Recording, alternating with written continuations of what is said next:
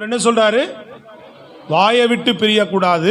அப்புறம் இதில் எழுதியிருக்கிறபடியெல்லாம் செய்ய கவனமாயிரு. அடுத்து இரவும் பகலும் இதை தியானம் பண்ணி கொண்டிரு அப்படின்றார். இந்த கர்த்தர் எழுதி கொடுத்த இந்த மகத்தான வேத புத்தகத்தை அப்பொழுது நீ புத்திமானாய் நடந்து கொள்வே அப்படின்றார். அப்போ நம்ம காரியங்களை வாய்க்க பண்ணுவதற்கு இந்த தேவன் நம்ம கொடுத்த எல்லா வாக்கு தத்தங்களை நாம் சுதந்தரிப்பதற்கு, தேவன் நம்மோடு இருந்து செயல்படுவதற்கு அதிகமாக நீங்கள் இந்த வேத வசனத்துக்கு முக்கியத்துவம் கொடுக்கணும். இதுக்கு அதிகமாக கீழ்ப்படிய வேண்டும். இதுக்கு அதிகமாக நீங்கள் இதை தியானிக்கிறவர்களாக இருக்க வேண்டும். வசனத்தை அதிகமாக அறிக்கை பண்ணுகிறவர்களாக இருக்க வேண்டும். ஒரு மாதிரி இருந்தால் என்ன செய்யணும்? எடுத்து ஏதாவது ஒரு அதிகாரத்தை எடுத்து, ஏன்னா இந்த ரெகுலராக உங்களுக்கு வாசிக்க தெரியாதவர்களுக்கு சொல்லுகிறேன், கிரமமாக வாசிக்கிறவர்கள் தொடர்ந்து நீங்கள் அது எதில் விட்டீங்களோ அதிலிருந்து வாசிக்கலாம். ஒரு வேளை நீங்கள் அப்போ எப்பாவது ஒரு முறை இந்த வாசிக்கிற பழக்கம் இருக்கிறவங்களும் நீங்கள் என்ன பண்ணுங்கள், தொடர்ந்து கிரமமாக வாசிக்க கற்றுக்கொள்ளுங்க. அது நல்லது. அப்படி இல்லைன்னு சொன்னால் ஒரு மத்தேயு புஸ்தகம் எடுத்தோ, புதிய ஏற்பாட்டிலையோ, சங்கீத புஸ்தகங்கள் எடுத்தோ ஒரு 5 அதிகாரம் 10 அதிகாரம் நல்லா படித்து பாருங்கள். நல்லா படித்து கத்தர்ட்ட சோதனை பண்ணி ஒப்பு கொடுத்துட்டு உங்கள் காரியத்தை செய்ய போங்க. கத்தர் உங்கள் காரியத்தை வாய்க்க பண்ணுவார். கூட இருந்து கிரியை செய்ய ஆரம்பிப்பார். ஸ்தோத்திரம், அல்லேலூயா. வசனம் படிக்கவே தெரியாது அப்படின்னா இன்னைக்கு யூடியூப்பில் உங்களுக்கு பைபிள் ஃபுல்லாக வருது, போட்டிங்கன்னா அழகாக உட்காந்து கேட்கலாம். அழகாக என்ன செய்யலாம்? கொஞ்ச நேரம் கர்த்தருடைய வார்த்தையை கேளுங்க. உங்களுக்கு தெரிந்த வசனங்களை வாயினால் அறிக்கை பண்ணுங்க. ஸ்தோத்திரம், அல்லேலூயா. இந்த ஆண்டு அப்படின்னாலே நீங்கள் சொல்ல வேண்டியது சுதந்தரிக்கும் ஆண்டு. அல்லேலூயா. நன்மைகளை நான் சுதந்தரிக்கும் ஆண்டு, என்னுடைய ஆசீர்வாதங்களை நான் சுதந்தரிக்கும் ஆண்டு, என் சுகத்தை நான் சுதந்தரிக்கும் ஆண்டு, என் முன்னேற்றத்தை நான் சுதந்தரிக்கும் ஆண்டு, ஒரு பெருக்கத்தை நான் சுதந்தரிக்கும் ஆண்டு. அல்லது நான் எழும்புகிற ஆமீன், என் வாழ்க்கையில் எழும்புவதற்கு, நான் பிரகாசிப்பதற்கு, தேவனுடைய காரியங்கள்லாம் நான் செய்து முடிப்பதற்கு. ஸ்தோத்திரம், அல்லேலூயா. எல்லாமே கர்த்தர் நமக்காக எதெல்லாம் வைத்திருக்கிறாரோ அதை எல்லாவற்றையும் ஒரு சுதந்தரிக்கும் ஆண்டாக கர்த்தர் எங்களுக்கு வைத்திருக்கிறீர். ஆண்டவரே சொல்றது கவனிக்கிறீங்களா? பிரைஸ் அல்லாஹ், அல்லேலூயா. அப்படி நீங்கள் என்ன செய்கிறவர்களாக இருக்கணும்? இந்த ஆண்டு தேவனுடைய வார்த்தையை நீங்கள் அதிக முக்கியத்துவப்படுத்தி, தேவனுடைய வசனத்தை நீங்கள் அதிகமாக முதன்மைப்படுத்தி, நீங்கள் ஜெபத்தோடு நீங்கள் முன்னேறும் போது கர்த்தர் கூட இருந்து கிரியை செய்கிறவராக இருப்பார். ஸ்தோத்திரம். என்ன பண்ணணும்? வசனம் என்ன பண்ணணும்? வாயை விட்டு பிரியாது இருக்கணும். அதில் எழுதியிருக்கிறபடியெல்லாம் செய்யறதுக்கு அதான் முக்கியம். வசனத்தை இங்கே கேட்குறோம் சபையில், ஆனால் என்ன செய்யணும்? நம்ம அதில் எழுதியிருக்கிறபடி செய்ய கவனமாக இருக்க வேண்டும். கர்த்தர் இன்னைக்கு இந்த வார்த்தை நம்மளோடு பேசி இருக்கிறார், இந்த காரியங்களை சொல்லி இருக்கிறார். அப்படி அதை செய்ய நீ கவனமாக இருந்தேன்னா உன்னை ஆட்டோமேட்டிக்காக பெருக பண்ணுவார். வாக்கு தத்தங்கள் எல்லாம் வாழ்க்கையில் நிறைவேற ஆரம்பிக்கும். நீ சுதந்தரிச்சுட்டு தான் இருப்ப ஒன்றொன்றையும். அல்லேலூயா. ஒன்றொன்றையும் சுதந்தரித்து கொண்டு போகிற நாட்களாக வரும் உன்னுடைய காலங்கள். இந்த வருஷத்திலே என்னன்னு கேட்டிங்கன்னா, அதான் இந்த ஒரு வருஷம் மட்டும் ஏதோ குறிப்பிட்ட காரியங்களை சுதந்தரிக்கிற ஒரு அனுபவத்துக்குள்ள ஆண்டவர் நடத்த போவதில்லை. லைஃப் லாங்கில் நம்ம செய்ய வேண்டிய ஒரு பெரிய விஷயத்தை இந்த ஒரு வருஷத்தில் செய்து அடுத்த ஆண்டு அதை நோக்கியே நம்ம பயணிப்பதற்கு, அடுத்தடுத்த கட்டங்களை நோக்கி முன்னேறுவதற்கு வேண்டிய காரியங்களை ஆண்டவர் செய்ய விரும்புகிறார். ஸ்தோத்திரம், அல்லேலூயா. நல்லா கவனிக்கணும். நீங்கள் சபையில் ஆண்டவர் இடைப்படுகிறார், கர்த்தர் வார்த்தை கொடுக்குறார், பேசுகிறார்னா சும்மா ஏதோ ஒன்றும் இல்லை. நான் அந்த தரிசனத்தோடு தான் நான் ஊழியம் செய்கிறேன். தேவன் படிப்படியாய் நடத்தி கொண்டே வருகிறார். நீங்கள் இணைந்திருப்பீர்கள் என்று சொன்னால், இந்த தரிசனத்தில் இணைந்திருந்து, இந்த வாக்கு தத்தத்தில் இணைந்திருந்து, தேவன் சொல்லுகிற காரியங்களை கவனமாய் செவி கொடுத்து நடப்பீர்கள் என்று சொன்னால், தேவன் நம்ம வரக்கூடிய நாட்களில் சபையில் உண்டாகிற அந்த பிளெஸ்ஸிங் எல்லாம் உங்கள் வாழ்க்கையில், உங்கள் குடும்பத்தில், உங்கள் தனிப்பட்ட வாழ்க்கையில் நீங்கள் பார்த்து கொண்டே இருக்கலாம். அல்லேலூயா. கர்த்தர் எல்லாத்தையும் ஒழுங்குபடுத்தி நேர்த்தியாய் கிரமமாய் செய்யக்கூடியவர். இந்த ஆண்டு அதை நிச்சயமாய் நம்ம பார்க்க போகிறோம். ஒரு பெரிய பெருக்கத்தை நம்ம பார்க்க போகிறோம்.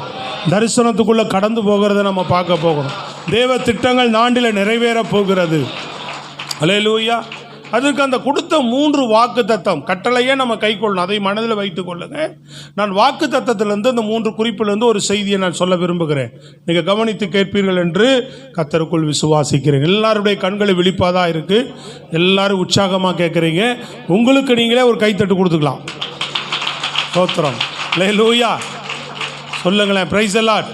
நேரம் போகிறதே தெரியாது. இன்னும் கொஞ்சம் நேரம் தான் கடகடன் ஓடிடும். Price the Lord. தேவ சமூகத்தில் எவ்வளவா இந்த புது வருஷத்தில் உலகம் பாருங்கள் எப்படியோ இந்த உலகத்தில் இன்றைக்கி அனுபவிக்க முயற்சி பண்ணுறாங்க. ஆனால் நம்ம தேவனுடைய பாதத்தில் வந்து உட்கார்ந்துருக்குறோம். இது எவ்வளோ பெரிய ஒரு பாக்கியம் உங்களுக்கு.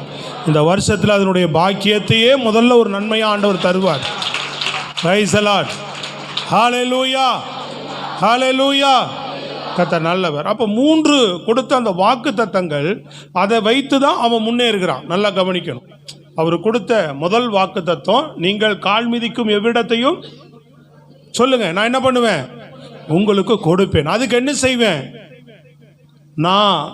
நீ உனக்கு முன்பாக ஒருவனை என்ன செய்யவில்லை, உயிரோடு இருக்கும் நாளளவும் உனக்கு முன்பாக நீ போய் அதை சுதந்தரிக்கிற வரைக்கும் ஒருவனை எதிர்த்து நிற்க முடியாது. அதான் வாக்கு அவனுக்கு கொடுக்கறது. 2வது, உன்னோடு இருப்பேன், எந்த சூழ்நிலையிலும் உன்னை விட்டு விலக மாட்டேன், உன்னை கைவிடவும் மாட்டேன், நீ சுதந்தரிக்கிற வரைக்கும். அல்லேலூயா. அந்த தரிசனம் நிறைவேறுகிற வரைக்கும், அதை முழுவதும் நீ அடையிற வரைக்கும். அது ஒரு மகிமையான காரியத்தை தேவன் எல்லாவற்றையுமே ஒரு பெரிய விஷயத்தை செய்வதற்கு முன்பு சில காரியங்களை சொல்லி தான் அனுப்புவார். அவர் இல்லாமல் நம்மால் ஒன்றுமே செய்ய முடியாது. அப்போ முதல் கொடுத்தது, ஒருவனும் உனக்கு முன்பாக எதிர்த்து நிற்பதில்லைன்னு சொன்னார். அதே போல் ஒரு சம்பவம் அங்கே நடக்கிறது. அவர் வாக்கு கொடுத்தபடியே நீங்கள் பாருங்கள், ஒரு சம்பவம். நீங்கள் யோசுவா புஸ்தகம் 10ஆம் அதிகாரம் 8வது வசனத்தில் நீங்கள் அதை பார்க்கலாம். யோசுவா 10:8. ஆன் பண்ணிக்குமா, அதை சவுண்ட் வச்சு ஆன் பண்ணிக்கிட்டியா? பாஸ்.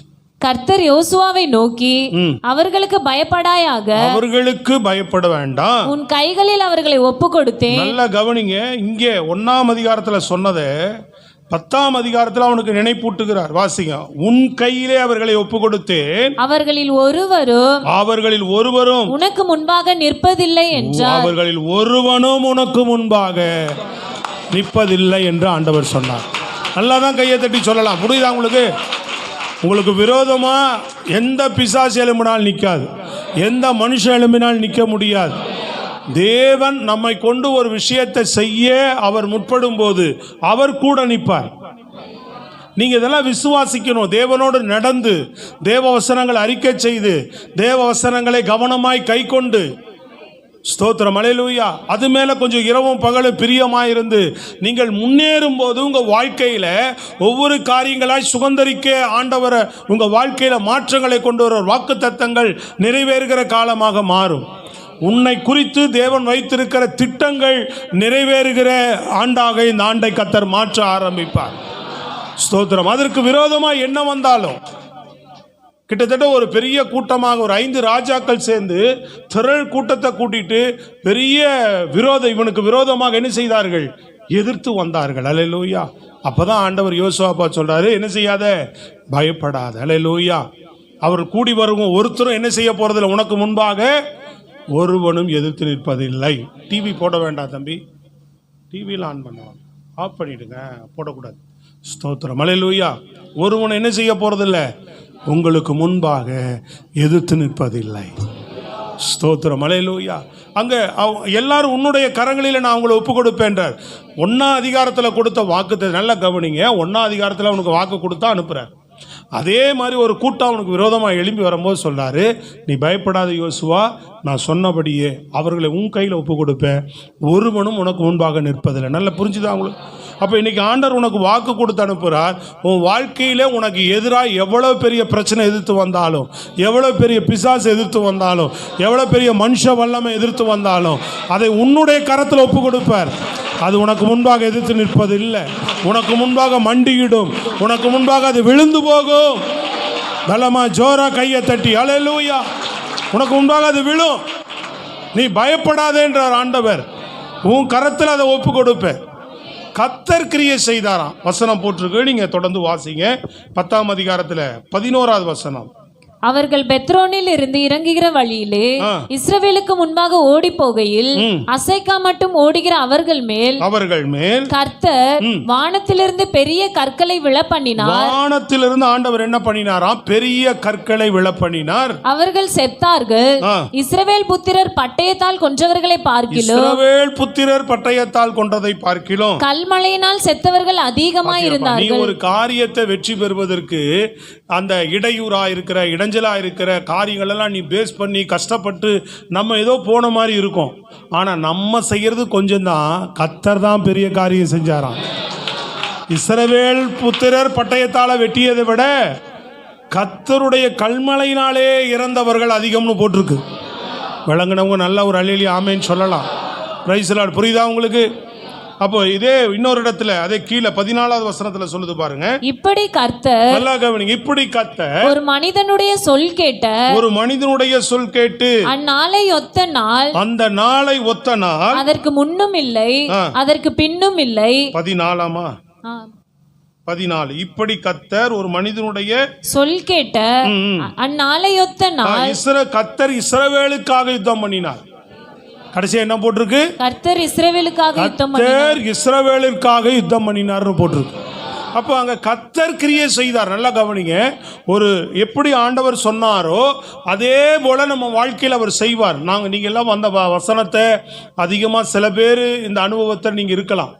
தேவன் உங்க வாழ்க்கையில கிரியை செய்கிறத, தேவன் உங்கள் வாழ்க்கையில உங்களை நடத்துகிறத அந்த அனுபவத்தில் இருக்கலாம். சில பேர் இன்னும் நீங்க இந்த அனுபவத்துக்குள்ள தேவனுடைய பிள்ளைகள் வராமல் இருக்கலாம். நான் வராதிருக்கிறவர்களுக்கும் நான் சொல்லுகிறேன், அல்லேலூயா. இந்த அனுபவத்துக்குள்ளாக வராதிருக்கிறவர்களுக்கும் நான் சொல்லுகிறேன், கர்த்தருடைய கரம். இந்த பிள்ளைகள் இந்த ஜன்னல்லாம் திறந்து கொடுங்க. புரியுதா உங்களுக்கு? கர்த்தருடைய அந்த அனுபவத்துக்குள்ளாக நீங்க என்ன செய்யணும்? இந்த நடத்துதலுக்குள்ள நீங்க வந்து பாருங்க. தேவன் உங்கள் நடுவில் நின்று கிரியை செய்கிறத நீங்க பார்க்க முடியும்.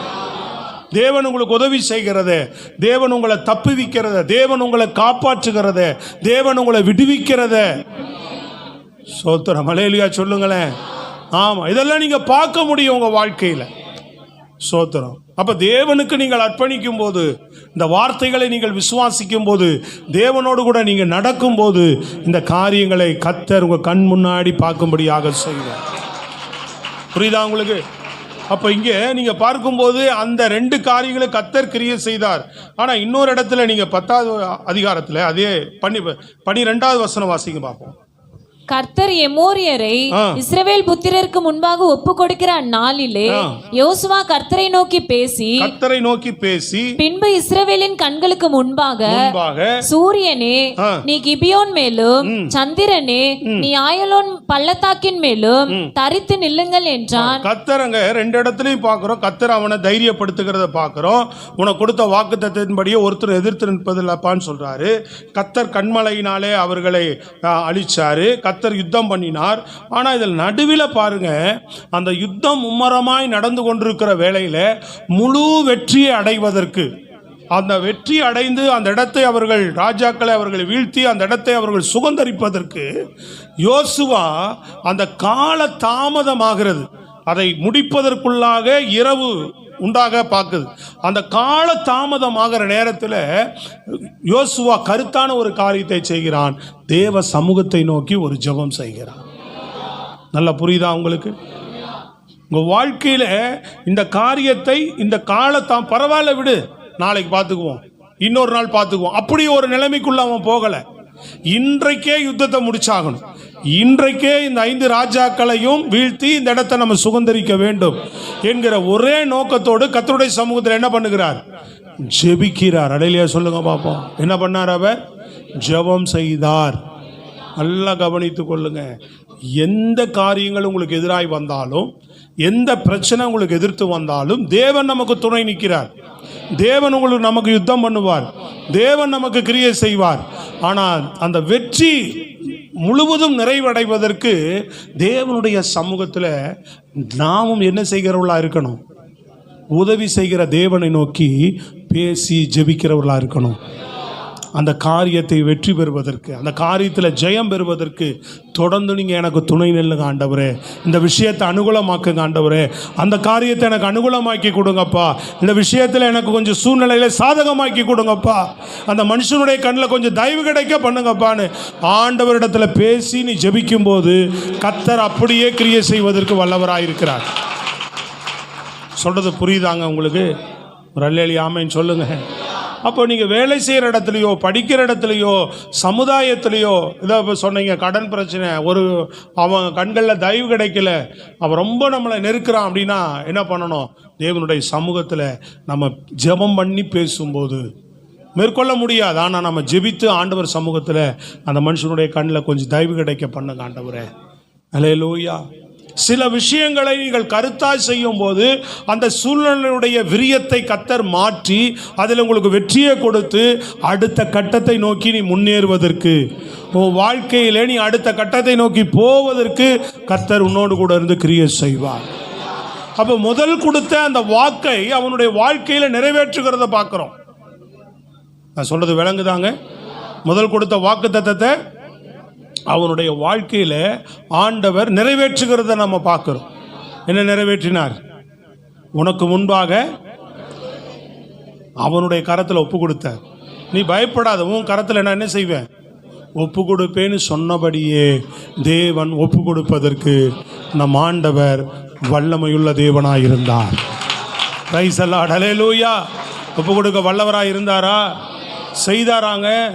அதுபோல் வருகிற நாட்களில் நீங்கள் உங்கள் வாழ்க்கையில் நீங்கள் சுதந்திரிக்க வேண்டிய, புரியுதுங்களா உங்களுக்கு, என்னென்ன நன்மைகளை சுதந்திரிக்கணும், என்னென்ன வாக்கு தத்தங்கள் உங்கள் வாழ்க்கையில் இருக்குது, என்னென்னலாம் வருகிற வருஷத்தில் எதிர்பார்ப்பு இருக்குது, அதையெல்லாம் அடைவதற்கு அவர் உனக்கு துணை நிற்பார். ஆமென். அல்லேலூயா. அதுக்கு விரோதமாக சத்துரு போராட தான் செய்வான். நல்லா கவனிக்கணும். நம்ம போய் ஒரு காரியங்களை சுதந்திரிக்கிறதுக்கு முன்பு எந்த காரியத்தையுமே நம்ம ஈஸியாக அடைஞ்சிட முடியாது இல்லையா? சொல்கிறது புரியுதாங்க? எல்லா இடங்களும் என்ன இருக்கும்? பிரச்சனைகள் இருக்கும், எதிர்ப்பு இருக்கும், மனுஷனுடைய போராட்டம் இருக்கும், ஏதாவது குழப்பங்கள் இருக்கும். நீங்கள் இதெல்லாம் அறிந்து கொள்ளணும் எப்போவுமே. ஆனால் உலகத்தான் என்ன செய்வான்னு கேட்டிங்கன்னா, அதை தந்திரமாவோ அல்லது இன்னொரு மனுஷனை வச்சு அவனோட யுத்தம் பண்ணியோ சண்டை போட்டோ வேறு விதமான யுக்திகளை உலக பிரகாரமான யுக்திகளை கையாண்டோ அதை ஜெயிக்க பார்ப்பான். ஆனால் நாம் அப்படி செய்ய தேவையில்லை. தேவனை சார்ந்து ஒருத்தனை ஏமாத்தியோ வஞ்சகம் பண்ணியோ ஒருத்தனை வச்சு அடிச்சோ ஏதாவது பண்ணியோலாம் செய்ய தேவையில்லை. நம்ம தேவ சமூகத்தில் தேவன் கொடுத்த வாக்கு தத்தத்தை பிடித்து நின்றார். அவர்கள் அப்படிப்பட்ட பிரச்சனைகளை கர்த்தர் வாய்க்காதே போக பண்ணி, புரியுதா உங்களுக்கு? நம்மை அடைய வேண்டியதை நம்மை கரெக்டாக அடைய பண்ணுவார் ஆண்டவர். வருகிற வருஷத்தில் அதை செய்வதற்கு கர்த்தர் வல்லமையுள்ள தேவனாக இருக்கிறார். இரண்டாவது குறிப்பாக நாம் பார்க்கிறோம், என்ன சொன்னார் ஆண்டவர் அவனோடு? நான் மோசேயோடு இருந்தது போல உன்னோடும் இருப்பேன். உன்னோடு இருப்பேன் என்று ஆண்டவர் வாக்கு கொடுத்தார். என்ன சொன்னார் ஆண்டவர்? உன்னோடு இருப்பேன். அதான் ரொம்ப அருமையான ஒரு வாக்கு தத்தம் இல்லையா? தேவன் நம்மோடு கூட இருக்கிறது, அவர் பிரசன்னம், அவர் சமூகம். கவனிக்கிறீங்களாம்மா? செய்தி மேலே இந்த வருஷ வாக்கு தத்தமாவது விழிச்சு கேளுங்க. கொஞ்சம் ஒரு நாள் தானே விழிக்க போகிறோம். சோத்திரம். அல்லேலூயா. Praise the lord. இதே நான் உன்னை விட்டு விலகுவதில்லை, உன்னை கைவிடுவதில்லை என்று ஒரு 10 வருஷத்துக்கு முன்னாடி ஒரு வாக்கு தத்தம் கொடுத்தேன். இந்த வாக்கு தத்தம் இந்த வருஷம் வாக்கு தத்தம் வேறு. ஆனால் இதே அடிப்படையில் ஒரு செய்தி வாக்கு தத்தம் கொடுக்கும்போது இதே மாதிரி கரண்ட் போயிடுச்சு. சோத்திரம். அல்லேலூயா. அங்கே நாள் ஜென்ரேட்டருக்கு ஆண்டவர் கிருபையில் அப்போ என்ன இல்லை. சோத்திரம். சொல்கிறது விளங்குதாங்க?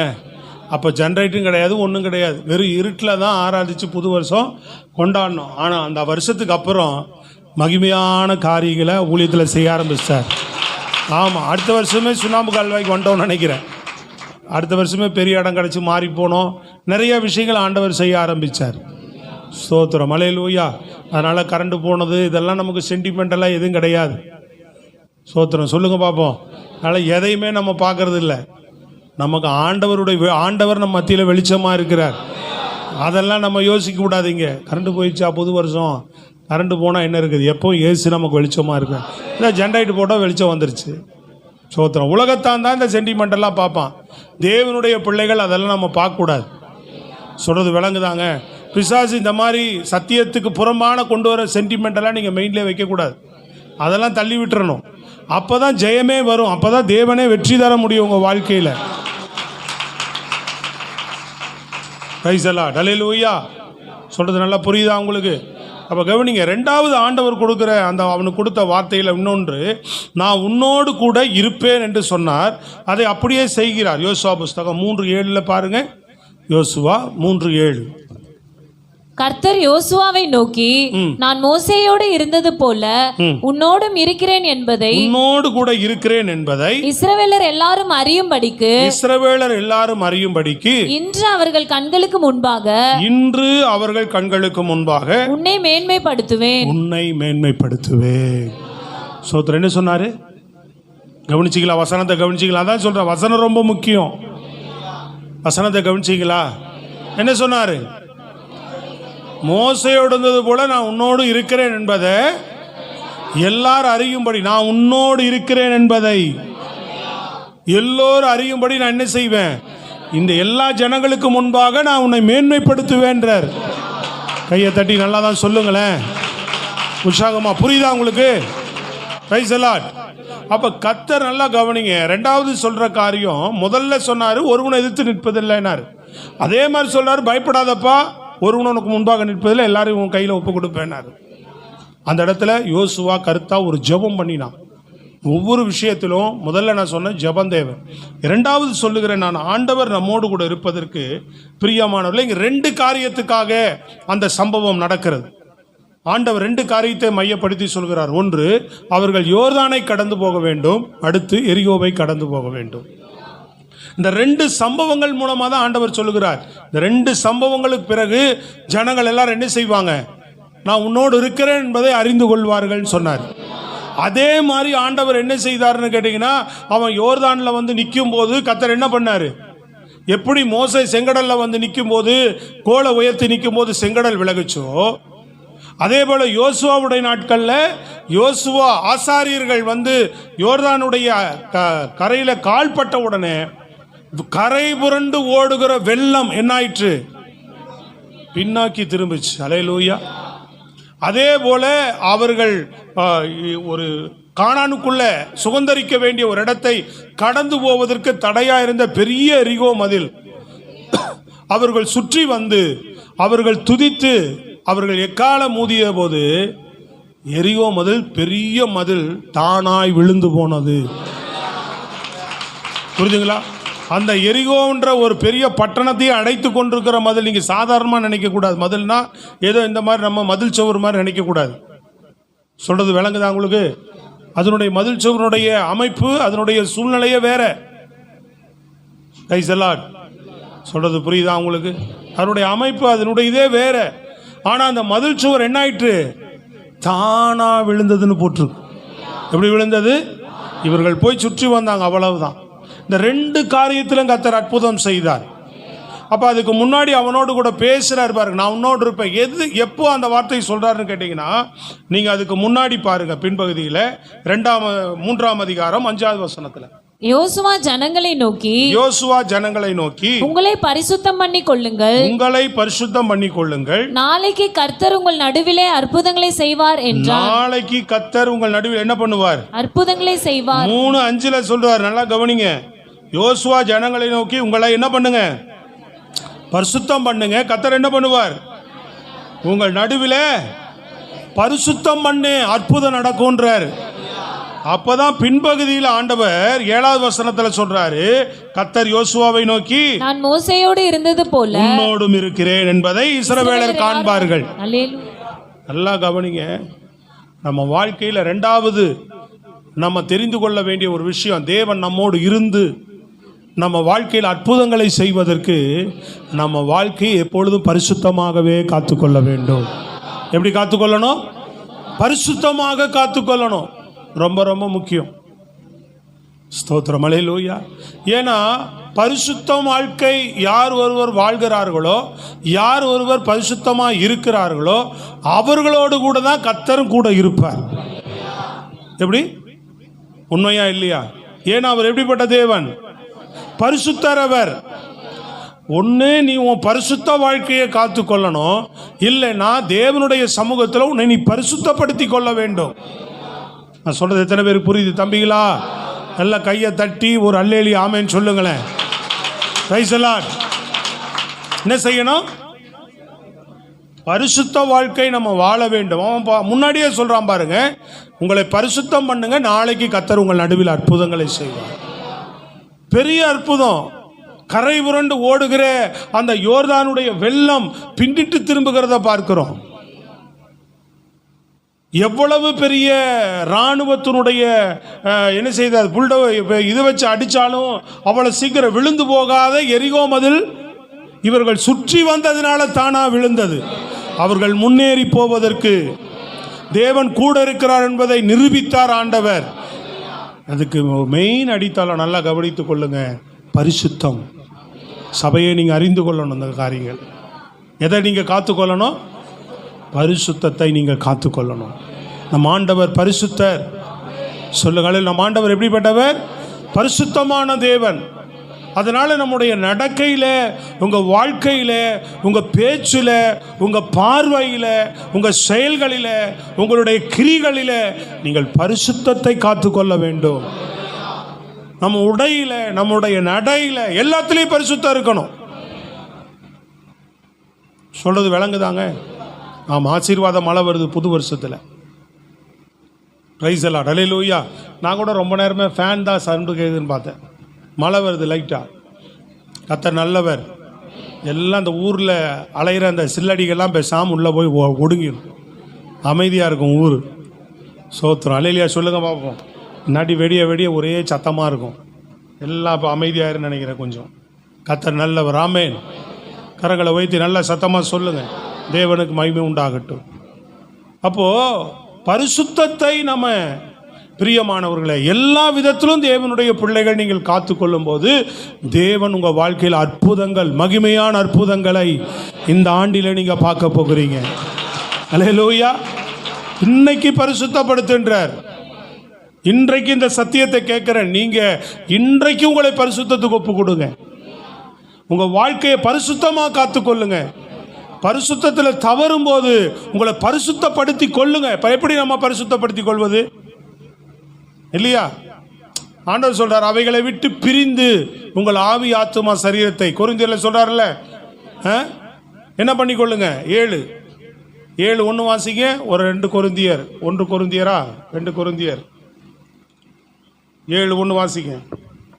இப்படிப்பட்ட வாக்குத்தத்தங்கள் 2 கொரிந்தியரா 2 கொரிந்தியர் 7:1 இப்படிப்பட்ட வாக்குத்தத்தங்கள் நமக்கு உண்டாயிருக்கிறபடியால் பிரியமானவர்களே மாம்சத்திலும் ஆவியிலும் உண்டான எல்லா அசுசியும் நீங்க நம்மை சுத்திகரித்துக் கொண்டு பரிசுத்தமாகுதலை தேவ பயத்தோட பூரணப்படுத்த கடவுள். அருமையான வார்த்தை. பார்த்தீங்களா?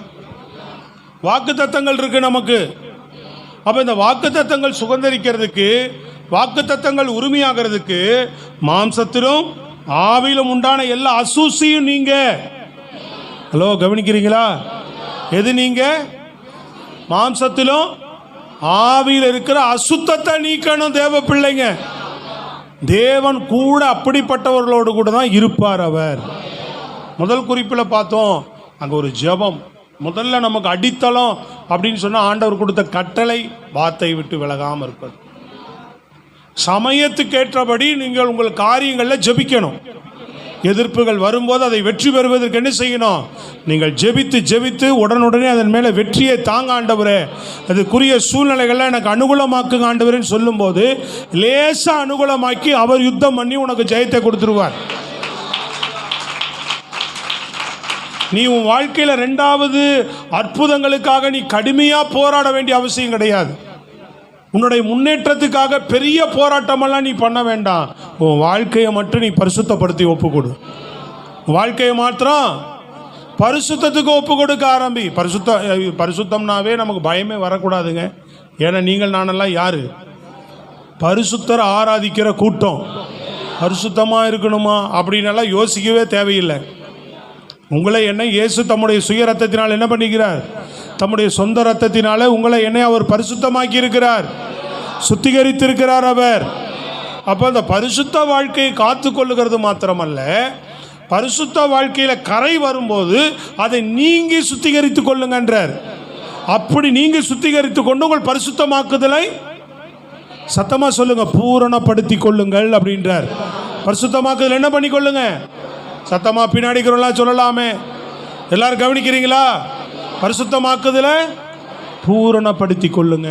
அப்போ பரிசுத்த வாழ்க்கை பிரியமானவர்களே, நம்ம வாழ்க்கையில், நம்ம குடும்பத்தில், உங்கள் தனி ஜீவியத்தில் ரொம்ப ரொம்ப அவசியம். இப்படிப்பட்ட பரிசுத்த வாழ்க்கை என்ன செய்யும்? உங்களுடைய வாழ்க்கையில் பெரிய அற்புதங்களை கொண்டு வரும். ஸ்தோத்திரம், அல்லேலூயா.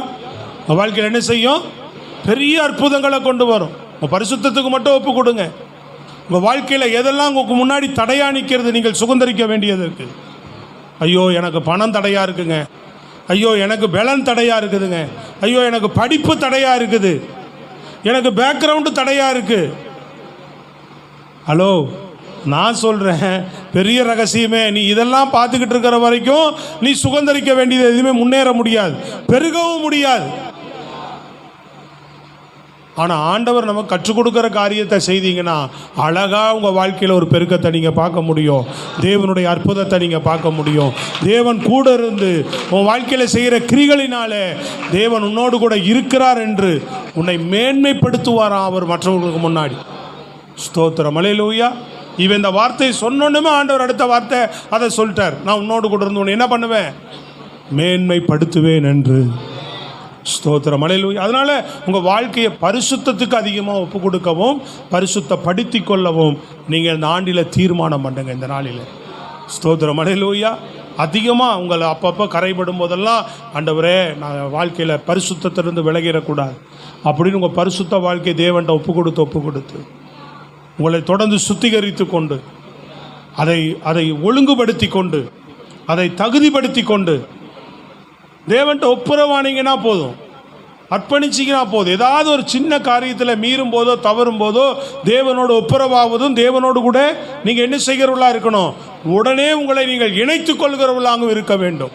அப்படி நீங்கள் இணைத்து கொள்வீர்கள் என்று சொன்னால் தேவன் கூட இருந்து உங்களுக்கு உதவி செய்வார். நீ உன்னை பரிசுத்தப்படுத்தினாலும் பிசாசு பழைய வாழ்க்கையை காட்டி உங்கள்கிட்ட குற்றப்படுத்த வருவான். ஆனால் ஒன்று உனக்கு விசுவாசம் இருக்கணும், இல்லை நான் இப்போ என் இருதயம் எதைத்தான் விரும்புது? பரிசுத்தமாக வாழத்தான் விரும்புது. அப்படிங்கும்போது கர்த்தர் உன்னோடு கூட இருப்பார். எதை நீ விரும்புகிறையோ அப்போ கர்த்தர் உன்னோடு கூட இருந்து உன்னை நடத்த ஆரம்பிப்பார். நான் சொல்கிறது எத்தனை பேருக்கு விளங்குது? அப்பொழுதும் உன் குடும்பத்தில் அற்புதங்கள் நடக்கும், உன் வேலை ஸ்தலங்கள் அற்புதங்கள் நடக்கும், ஒவ்வொரு விஷயத்தில் நீங்கள் அற்புதங்களை பார்க்க முடியும். விலகாத தடைகள் விலகும், விலகாத எரிகோ மதிலெல்லாம் விழுந்து போகும், தானா நீ முன்னேறி செல்லுவேன். ஸ்தோத்திரம், அல்லேலூயா. மூன்றாவது காரியம் ஆண்டவர் சொன்னது, அவனுக்கு என்ன வாக்குத்தத்தம்? மூன்றாவது, அதில் நான் உன்னை விட்டு விலகுவதும் இல்லை, நான் உன்னை விட்டு விலகுவதில்லை, உன்னை கைவிடுவதும் இல்லை, நான் உன்னை கைவிடுவதில்லை. அல்லேலூயா. சொல்லுங்க பார்ப்போம். இங்கே ஒரு சம்பவம் யோசுவாவுக்கு நடக்கிறது. யோசுவா புஸ்தகம் 7ஆம் அதிகாரம் 7-9 வாசிங்க பார்ப்போம். 7-9 வரை. யோசுவா, கர்த்தராகிய ஆண்டவரே, எங்களை அழிக்கும்படிக்கு எமோரியர் கைகளில் ஒப்பு கொடுப்பதற்காகவா தேவரீர் இந்த ஜனத்தை யோர்தானை கடக்க பண்ணினீர்? நாங்கள் யோர்தானுக்கு அப்புறத்தில் மன திருப்தியாக இருந்து விட்டோமானால் நலமாயிருக்கும். ஆண்டவரே, இஸ்ரவேலர் தங்கள் சத்துருக்களுக்கு முதுகை காட்டினார்கள், இப்பொழுது நான் என்ன சொல்லுவேன்? கானானியரும் தேசத்து குடிகள் யாவரும் இதை கேட்டு எங்களை வளைந்து கொண்டு எங்கள் பேரை பூமியில் இராதபடிக்கு வேறற்று போக பண்ணுவார்களே, அப்பொழுது உமது மகத்தான நாமத்துக்கு என்ன செய்வீர் என்றான். அல்லேலூயா. இங்கே ஆயி என்கிற ஒரு பட்டணம், நீங்க நல்லா கவனிக்கணும், இதை விட பெரிய ஒரு பட்டணத்துல எல்லாம் வெற்றி பெற்று வராங்க, எல்லாத்தையும் ஒன்னொன்னா சுதந்திரிச்சுக்கிட்டு வராங்க. ஒரு சின்ன பட்டணத்தில் அந்த இடத்துல ரொம்ப லெகுவாக சுதந்திரிச்சிடலான்னு சொல்லிட்டு ரொம்ப சொப்ப இராணுவ வீரர்கள்லாம் அனுப்புகிறாங்க, உள்ள வெற்றி பெற்றலாம் அப்படின்னு சொல்லிட்டு. ஆனால் அங்கே என்ன நடக்குதுன்னு பார்த்தீங்கன்னா, அடி வாங்கிட்டு திரும்பி ஓடி வராங்க. அநேகர் இஸ்ரவேலர் வெற்றுண்டு விழுந்துட்டாங்க. அவங்க சுதந்திரிக்க வேண்டியது சுதந்திரிக்க முடியாமல் போகுது. ஒரு பெரிய தோல்வியை அந்த இடத்துல பார்க்குறாங்க. நல்லா கவனிக்கிறீங்களா? இப்போது இதை கேள்விப்பட்ட யோசுவா மனம் நொந்து போய், தேவன் தானே சொன்னார் நீ சுதந்திரிப்ப, மோசேக்கு சொன்னபடி நீங்கள் காலடிக்கும் மிதிக்கும் எவ்விடத்தையும் நான் உங்களுக்கு கொடுத்தேன், நீ எல்லாவற்றையும் போய் சுதந்திரித்துக்கொள். இது உபாகம் புஸ்தகத்தில் ஆண்டவர் அவனுக்கு வாக்கு கொடுத்துருப்பார். உபாகம் புஸ்தகத்தில் அது இருக்கும். அந்த ஒரு வசனத்தை மட்டும் படிங்க, நான் தொடர்ந்து இதுக்குரிய விளக்கங்களை நான் உங்களுக்கு சொல்லுகிறேன். உபாகம் புஸ்தகம் எடுத்து வாசிங்க பார்ப்போம். உபாகமம் 31:3 வாசிங்க. மைக்கில உன் தேவனாகிய கர்த்தர் தாமே உனக்கு முன்பாக கடந்து போவார். அவரே உனக்கு முன்னின்று அந்த தேசத்தாரை அழிப்பார். நீ அவர்கள் தேசத்தை சுதந்தரிப்பாய். கர்த்தர் சொன்னபடியே யோசுவா உனக்கு முன்பாக கடந்து போவான். அல்லேலூயா. கர்த்தர் அங்க ஒரு வாக்கு கொடுக்கிறார். அந்த இடத்தை நீ என்ன பண்ணுவ? சுதந்தரிப்பான். யோசுவா சுதந்தரிப்பான். உனக்கு முன்பாக அவன் கடந்து போய் அந்த இடத்தை அவன் சுதந்தரிப்பான். ஆண்டவர் உபாகம் புஸ்தகத்தில் மோசேட்ட ஆண்டவர் சொல்லிட்டார். ஸ்தோத்திரம், அல்லேலூயா. இப்போ அந்த அடிப்படையில் தான் ஆண்டவர் திரும்ப அவனோடு கூட மறுபடியும் மோசேயை மரித்த பின்பு அவனை உற்சாகப்படுத்தி, என் வார்த்தையை கை கொள்ளுப்பா, நான் உன்னோடு இருப்பேன், உனக்கு முன்பு ஒருவன் எதிர்த்து நிற்பதில்லை, நான் உன்னை விட்டு விலகுவதும் இல்லை. 3 காரியங்களை பேசினார். இப்போ போகிறான், ஒன்றொன்னா கிரியை நடக்குது. கர்த்தர் கூட இருந்து கிரியை செய்கிறார். எதிர்த்து வரவனை ஒப்பு கொடுக்கிறார். கூட இருந்து திறக்காத வாசலெல்லாம் திறந்து கொடுக்கிறார். சொல்லுங்கள் அல்லேலூயா. கர்த்தர் கூட இருந்தாருன்னா உனக்கு திறக்காத வாசலெல்லாம் திறக்கும். சொல்லுங்கள் அல்லேலூயா. அவர் கூட இருந்தாருன்னா என்ன நடக்கும்? திறக்காத வாசல் திறக்குங்க. என்னங்க எனக்கு ஏன் மட்டும் ஏங்க இப்படி அடைஞ்சா இப்படி இருக்குது அப்படின்னு சொல்லி புலம்புறீங்கல்ல, அது மாறும்.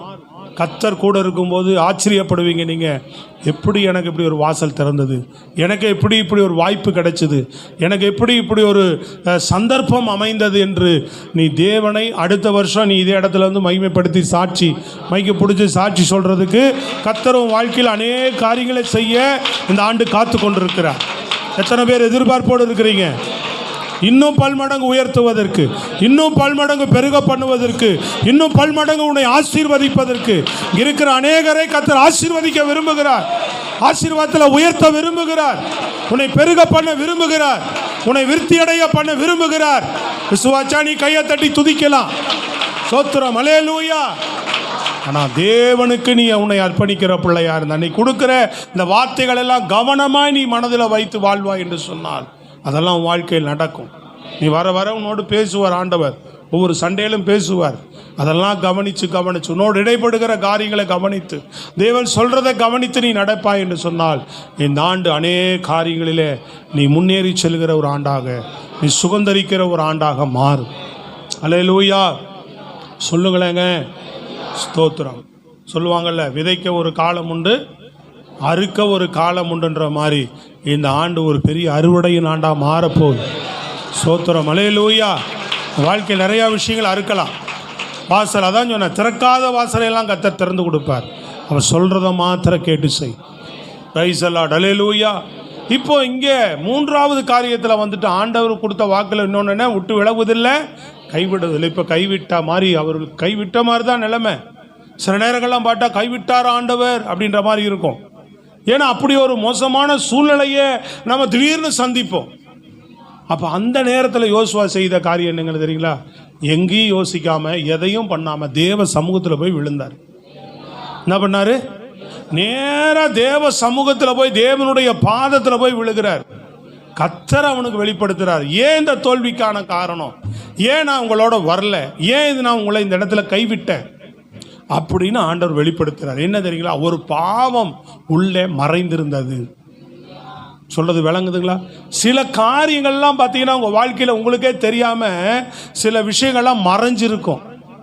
பாவங்கள் என்ன செய்யும்? இந்த ஆவியை மட்டும் எப்பவுமே துரத்துருங்க. சத்தமாக சொல்லுங்கள் அல்லேலூயா. இது மோசமான ஒரு பொல்லாத ஆவி. சில விஷயங்கள் மறைந்தே இருந்து உங்கள் வாழ்க்கையில் பின்னாடி பெரிய பிரச்சனையாக எழும்பி வந்து நிற்கும். மறைஞ்சே இருக்கு, வெளியிலே தெரியாது. ஐயோ இவ்வளோ மோசமாவா இருந்தது அப்படின்ற மாதிரி உங்களுக்கு முன்னாடி விஸ்வரூபம் எடுத்து நிற்கும்.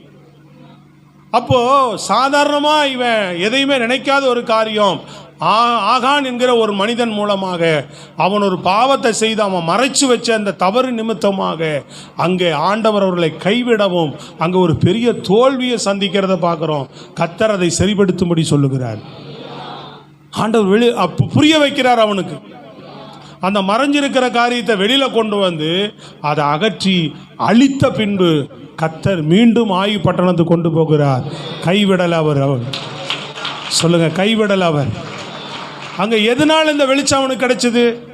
எதனால இந்த புரிந்து கொள்ளுதல் கிடைச்சது யோசுவாவுக்கு? தோல்விக்கான காரணம் எதனால கிடைச்சதுன்னு சொல்றேன்.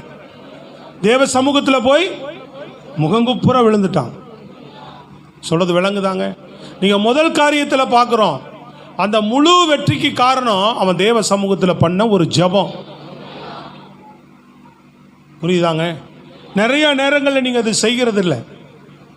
உங்களுடைய அந்த முழு வெற்றி கிடைக்கிறதுக்கு முன்னாடி யாராவது ஒருத்தர் பிரச்சனை பண்ணுறான், எங்காவது ஒரு சின்ன தடை வருது, யாராவது மூலமாக ஒரு சில கோளாறு வருதுன்னா நீங்கள் உடனே ஜெபம் பண்ண, ஆண்டவரே இந்த மனுஷனால் வர தடையை அகற்றி போடுங்க, இந்த மனுஷன் நான் என்ன சொன்னாலும் கேட்க மாட்டார், கொஞ்சம் அனுகூலமாக்கி கொடுங்க எனக்கு.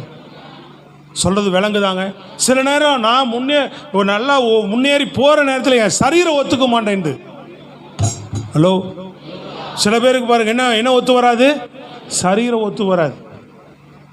நம்ம கேட்டபடி சரீரம் ஒத்துழைப்பு கொடுக்காது. அந்த நேரத்தில் ஜெபிக்கணும், ஆண்டவரே என் சரீரத்தில் வேண்டிய பலனை கொடுத்து உதவி செய்து என்னை நடத்துங்க ஆண்டவரே. இப்படி கருத்தான நீ அப்பப்போ பண்ணுற ஜெபங்கள் நீ தொடர்ந்து ஈஸியாக முன்னேறி போகிறதுக்கு உனக்கு ஒரு பெரிய வாய்ப்பாக மாறும். தேவனை நோக்கி நீ பேச கற்றுக்கொள். சொல்லுங்க, நீ பேசுனா கேட்பாருப்பா அவரு. ஐயோ சத்தமே வரமாட்டேங்குது. நீ சொல்லுவியா, பேசுவியா, என்கிட்ட கட்டளையிடுவியான்னு தான் ஆண்டவர் காத்திருக்கிறார். அப்போதானே உன் வாழ்க்கையில் நீ கிரிகளை பார்க்க முடியும். சொல்கிறது விளங்குதாங்க? ஆண்டவர் நல்லா ஜெபிக்கலான் இருக்கிறேன். நல்ல ஆண்டவருக்காக யாராவது ஒருத்தர் பண்ணுற மக்கர்னால பிரச்சனையினால நான் ஏன்டா அதெல்லாம் ஜெபிக்கணும், பைபிளை தூக்கி போட்டு படுத்துறேன். சோத்திரம், அல்லேலூயா. அப்படி இருக்கக்கூடாது. இந்த பொல்லாத பிசாசெல்லாம் அகற்றி போடுங்க. என் ஜெப வாழ்க்கைக்கு தடையாக இருக்கிற, முன்னேற்றத்துக்கு தடையாக இருக்கிற, சொல்கிறது விளங்குதாங்க?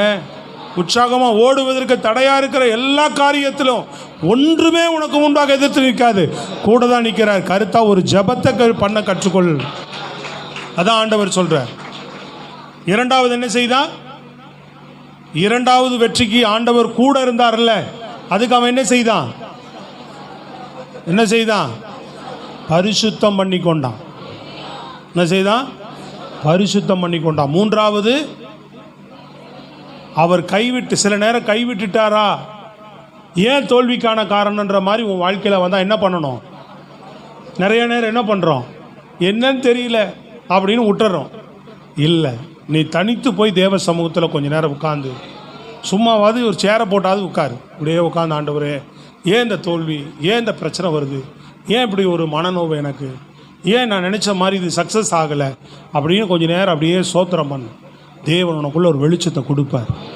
இதுதான் காரணம்னு புரிய வைப்பார். புரிய வைக்கிறாருனாவே என்ன தெரியுங்களா? விட்டு விலகலை, கைவிடலைன்னு அர்த்தம். சவுலையெல்லாம் கைவிட்டுட்டார். அவன் என்னதான் போய் கேட்டாலும் பதில் சொல்லலைங்க. கைவிட்டவனுக்கு பதில் சொல்ல மாட்டார், கைவிடாதவர்களுக்கு பதில் சொல்லுவார். இன்னைக்கு சொல்கிறார், நான் உன்னை கை விடுவதில்லைன்னு தான் சொல்லியிருக்கிறார். கை விடாதவர்களுக்கு பதில் வரும். பிரைஸ் தி லார்ட், அல்லேலூயா. சொல்லுங்களேன் நல்லா சத்தமா. இப்படி யோசுவா பிரியமானவர்களே, ஆண்டவர் கொடுத்த அந்த வாக்கை பெற்றுக்கொண்டு அவ்வளவு புத்தியாக ஞானமாக நடந்ததற்கு மெயின் காரணமே அந்த வசனத்தை அவன் பிடிச்சு கொண்டு போனதுனால தான். ரெண்டாவது, அவன் போய் தேவ சமூகத்தில் ஜெபித்ததும், தன்னை பரிசுத்தப்படுத்தி கொண்டதும், தேவ சமூகத்தில் காத்திருந்ததுனால தேவன் தொடர்ந்து அவனுக்கு முன்பாக ஒருவனை எதிர்த்து நிற்காதபடி, அவனோடு கூட இருந்து அவனை விட்டு விலகாதபடி, அவனை கைவிடாதபடி தேவன் ஒரு பெரிய அற்புதத்தை செய்து அவன் சுதந்தரிக்க வேண்டியதை அவனை சுதந்தரிக்க பண்ணினார். சொல்லுங்க அல்லேலூயா. சுதந்தரிக்க வேண்டியதை சத்தமா சொல்லுங்க, சுதந்தரிக்க பண்ணினார். கர்த்தர் நம்மை சுதந்தரிக்க பண்ணுவார். ஸ்தோத்திரம், அல்லேலூயா. என்ன செய்வார் ஆண்டவர்? சுதந்தரிக்க பண்ணுவார். நமக்கு என்னென்னா, மழை வராதுன்னு நினச்சி விட்டுட்டோம். ஜெபம் பண்ணியிருந்தா ஆண்டவர் அதுவும் அற்புதம் செஞ்சுருப்பார். ஸ்தோத்திரம், அல்லேலூயா. சரி பரவாயில்ல, எல்லாம் நல்லதுக்கு தான், வரட்டும். ஸ்தோத்திரம். உள்ளே வந்து பேக்கப் ஆனதுக்கப்புறம் தானே வருது. ஒரு முறை 10 மணி வரைக்கும் ஒரு முறை மழை வந்துச்சு, கரெக்டாக 10 மணிக்கு நிறுத்தினார். இப்போ நான் போகும்போது ஆண்டவர் அனுகூலம் செய்வார். ஸ்தோத்திரம், அல்லேலூயா. சரி, இந்த ஓரத்தில் எல்லாம் துணி போட்டு கத்த நல்லவர். அல்லேலூயா. நீ உட்காருப்பா, அப்படியே உட்காரு, போட்டு. ஸ்தோத்திரம். புரிஞ்சுதா உங்களுக்கு? என்ன புரிஞ்சுது? என்ன செய்வார் ஆண்டவர்? என்ன செய்வார்?